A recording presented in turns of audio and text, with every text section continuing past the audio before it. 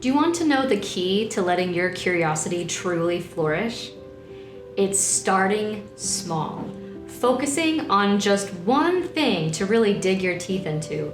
That is what is going to make your curiosity really bloom and catapult and take you into many, many creative adventures that you couldn't have even imagined. One of the biggest mistakes, or maybe not the biggest, but one mistake that I see that is really common, especially for beginner artists, for people just dabbling in their creative journey, is thinking that curiosity means being curious about everything and it means going down every path.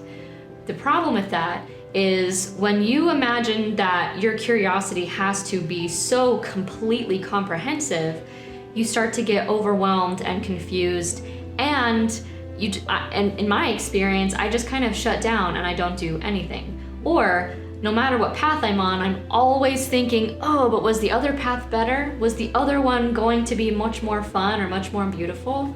So that's why, if you really want to help your curiosity grow, starting small is the way to go. So today, in order to practice this, to put it into our own creative practice, we're going to start small by getting curious about paintbrushes. So I want you to choose 1 to 3 paintbrushes. I'm using 3, but you don't have to use that many. And we're going to make some marks, practice paintbrush footprints, and generally spend some time just exploring with this one thing. And let's see where our curiosity takes us. Okay, my friends, the thing about curiosity, especially if curiosity is a muscle, a skill you want to develop, but it just feels a little bit overwhelming, is to remember that you don't have to jump from, being super accommodating and relying on other people. You don't have to jump from not curious to immediately the most curious person in the world right away, right? You need to it's okay to take it a little bit at a time. And especially when you're trying to intentionally use curiosity as a way to move your creativity forward, as a way to expand your creative vision, or to, develop your own creative practice, the smaller you go, the more there will be to explore. It seems counterintuitive, but it's true. The smaller you focus your vision, the more opportunity there will be for you to start asking questions and for you to start making connections. And so today we're going to practice that by using our curiosity specifically to think about brushes. My challenge to you is just use one brush, or, I'm using 3, but we're just focusing on brushes and trying to experiment and explore and make a mess with these brushes by making what are called brush footprints. So we're going to make marks just by looking at how our brushes look, how the footprint of our brushes look, okay? But I'll show you what I mean by footprint right now. So here's my round number 10 brush. I'm going to get some paint on it. This is some case for making handmade watercolor paint. And the brush footprint is when you kind of like press your brush down onto the page, and then you see what kind of mark that is. And so I'm going to just make a whole bunch of footprints, maybe with the whole belly, maybe just part of it, maybe sideways and pushing down a little. I'm just making general marks with my brush footprint to see what it looks like. What does it look like when I push down this way? What does it look like when I just barely tap it really quickly? This is the kind of experimenting that I want you to get in the habit of practicing, because experimenting with unique ways to use all of your tools is going to be one of the most fun ways to develop your curiosity. And as you are mark making, remember, the goal is not to come up with some grand breakthrough. The goal really is just to play. It's to have fun and experiment and focus your curiosity on this one thing. So, as I'm doing these brush footprints, let's see, the way to curiosity is first to gather data, right? To notice what is actually there so that you can start questioning what might be missing, or you can start questioning how you might be able to expand this further. And so one thing I'm noticing is like, when I put my brush footprint down like this, most of the paint stays at the top. I wonder why that is. Probably because when I, go to put some paint on my paintbrush, it mostly just does stay at the top, unless I do a whole brush footprint on the whole pan, and then would I get the whole thing? Yep, I do. And that kind of looks like a leaf, right? That's kind of cool. A cool way to make a connection. And so then you start thinking, okay, well, maybe what else might it look like? So let's say I do this whole brush footprint. Maybe what might it look like if I kind of do back to back? Would it look like anything, or just kind of a cool design? It kind of looks like lips, which is interesting. And, using your curiosity in this way, you don't have to come up with some kind of big breakthrough that changes everything. We're just practicing. We're just exercising a muscle. And you can continue on with the footprints if you want and expand it into general mark making, which mark making with your brush is just kind of seeing like, what kind of marks does my brush make? What kind of gestural strokes can I do with my brush? And the footprints is kind of the first step into that. I am going to move on to the next brush. So this was around number 10. This is, I'm not sure exactly the designation. It's a flat brush, obviously, but there are a couple different kind of flat brushes. But it's by Infinity Arts. So I'm going to maybe do a more kind of purpley blue color.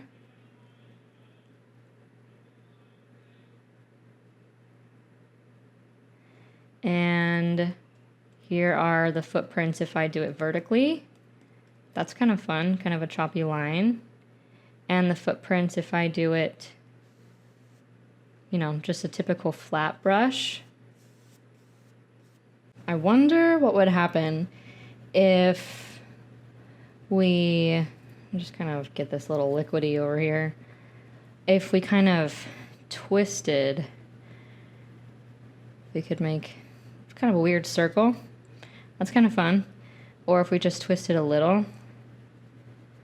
See, this is exactly why focusing on just one thing to be curious about, just one, is a really excellent way to unlock the questions that are deep within your brain, right? So like one thing I could say that I'm always curious about is, I wonder how long the paint is going to last on this stroke. Okay, so like at the very end, it kind of trails off into this dry brush stroke right here. That's good to know. It creates kind of like, a natural gradient. So I wonder what would happen then if maybe we used a darker color right on top here. The darker color would definitely show up as with the gradient a little bit better. So then maybe let's see with the footprint, I wonder if I just wonder how small I can make dots by using just the side. I don't know. Or if I did a footprint like this. It's kind of a funny way to do it. So that's the whole point of this exercise, right? Is to say like, how can I use this brush? What are the various ways that I can use this brush? And then just kind of experimenting, exploring around with it. Okay, the last one is the fan brush, which is pretty fun brush. So the fan brush is kind of tricky. And so this is where, maybe the first question I have as I'm using this fan brush is, how do I even use this? Because I can't like dip it just into one, right? Part of the brush only goes into one color. And so then, well, okay, how can I make this work? Maybe if I grab a palette and put some of the color on a palette instead, and then put the whole thing in the palette, that would work. Seems like that would work. That's an interesting thing to note. Maybe I'll turn the page so that we can see this a little bit better.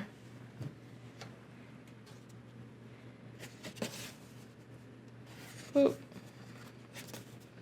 So we'll just do more footprints of this fan brush, is even when the paint is covering the whole brush, right? I'm not getting like a solid mass of color. It's not like a flat brush, right? When I use a fan brush, it's almost like I'm making lots of little different stripes, which is really cool. I think it's a cool effect. So that's like one way to use the fan brush. Another way to use a fan brush, let's see, if I did the footprint this way. So if I just used it, I've seen a lot of people use fan brushes to like make trees. So they're really messy trees, but but that's kind of fun. Especially because these make stripes. I wonder if maybe I grab some of one color and I have these two colors going on at the same time. Let's see how that plays out. Ooh, that's kind of fun. I noticed though that the water does lead, the fan brush doesn't hold tons of water, so it does get dry brush pretty early on. But that could be useful. And so, the next step is, especially as you're exploring and experimenting with your tools, like your paintbrushes, the next step is to think, how might I be able to use this? What does this look like? Like, I think that these dry brush strokes right next to each other, this almost looks like an ocean with glittering sunlight right on there, right? It could also, just kind of maybe like texture to a wall. Like if I want to paint a stone wall, maybe adding some of that texture. Doing the fan brush, kind of like this kind of cross hatch kind of thing is fun. Honestly, it almost looks like a whole abstract landscape all at once. So maybe, I wonder if I could do that. I wonder if I could make this whole thing a landscape. And again, that's the whole point of this exercise, right? Is to, once you start, then you get to this place where you're like, I wonder. So maybe I'm going to sketch this out for a minute if I'm trying to make a whole landscape with one brush. So I want the sky to be part of it. And then maybe I'll just do like 3 layers. So I want the sky, and then I want some green, and then under the green, maybe some of this. No, that's not brown. That is like rose. Some of this orange color right here. I wonder if I can kind of get that really simple block landscape. I wonder if I could paint right on it, actually, instead of putting it on a palette. That's interesting. Okay, so if I want to do that, then I want to paint the top of this fan brush. Mostly this kind of light blue color, right? Okay. And then I'm going to, just at the ends, have it be this green right here. And then this brown orange right there. Okay, I have never done this before. This is 100% just because I was curious. So let's see how it turns out. Okay, not so well, not enough water. If we went back and forth a little bit and kind of just worked the paint out of the brush, it kind of looks like it. Okay. That has potential. That's something that's kind of fun. And with that kind of wraps up this little exercise, this tutorial on using brush footprints to explore and experiment and to dive into curiosity with just focusing on one simple thing. Starting with one seed of an idea, one subject, one technique, and then letting your mind expand from there. That significantly decreases overwhelm and stress and makes it seem a lot less pressure, right? When you're just focusing on one thing at a time and then letting your curiosity expand and grow naturally. So thank you so much for painting with me today, and I will see you next time.